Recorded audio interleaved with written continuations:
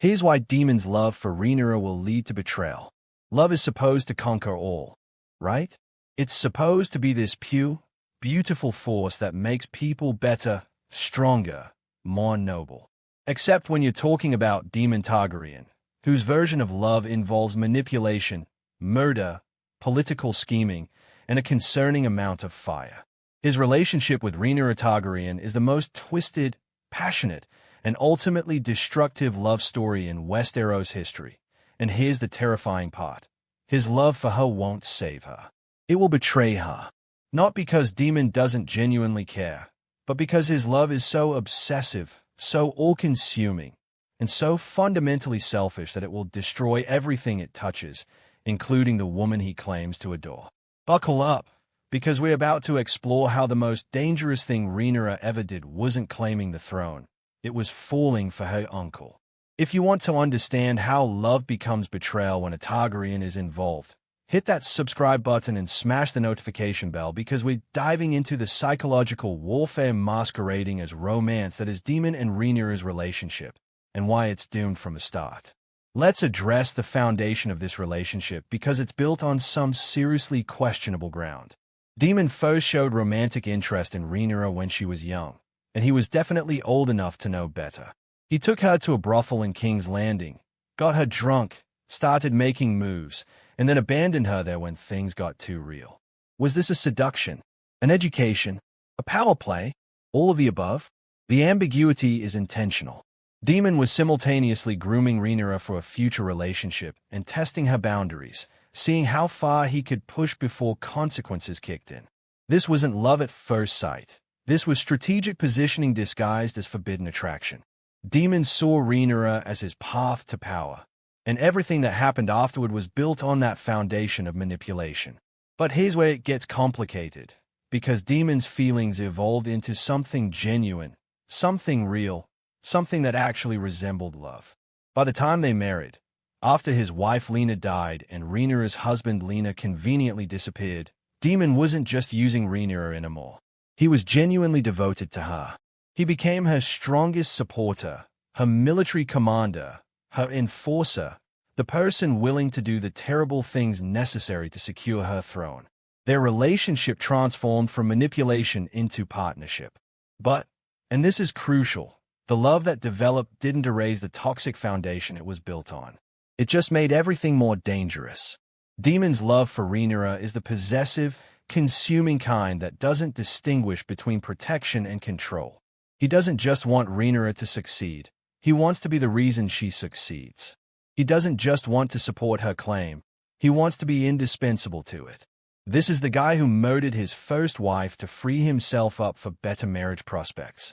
This is the man who probably helped fake Lena's death so he could marry Rhaenyra. His track record shows that when Daemon loves someone, he removes obstacles with extreme prejudice, and that includes removing people who get in the way, even if those people are theoretically on the same side. The first way Daemon's love will betray Rhaenyra is through overprotection that becomes suffocation.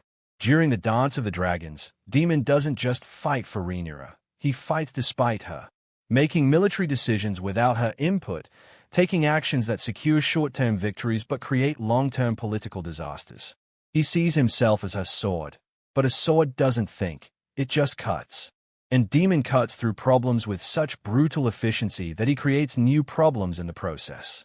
Every enemy he eliminates creates 3 more.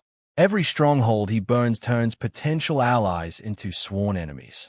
His love makes him ruthless on her behalf, but that ruthlessness undermines the very legitimacy he's trying to defend. Think about it like this. Imagine you're trying to build a reputation as a fair, just ruler, and your husband keeps murdering people who look at you wrong.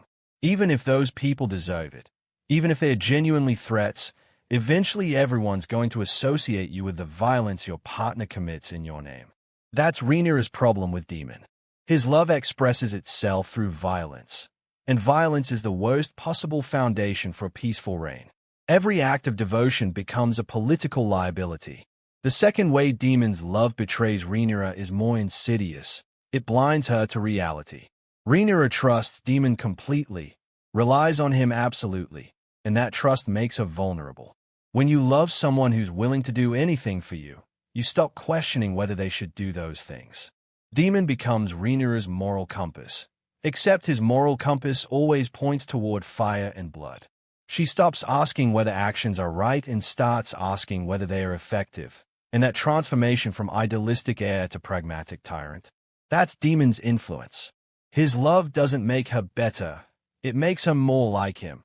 And that's a tragedy because Rhaenyra's strength was supposed to be her difference from the men fighting over the throne. Here's the really dark prediction. Daemon's love will ultimately betray Rhaenyra through his inability to accept failure. Daemon Targaryen doesn't lose. He doesn't retreat. He doesn't compromise. He doesn't acknowledge defeat. When things start going badly for Rhaenyra, when the war turns against them, when King's Landing becomes unsustainable, Daemon won't counsel strategic withdrawal or political compromise. He'll double down.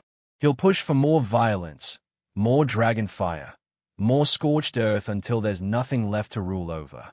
His love won't let him accept that sometimes you have to lose a battle to win a war, and that inflexibility will doom them both. The psychological angle here is fascinating because Daemon's betrayal through love isn't intentional, which makes it more tragic. He genuinely believes he's doing everything right. In his mind, every murder, every burned city, every brutal execution is justified because it's protecting Rhaenyra. He's convinced himself that love means eliminating threats, that devotion requires violence, that the measure of his feeling is the body count he creates in her name.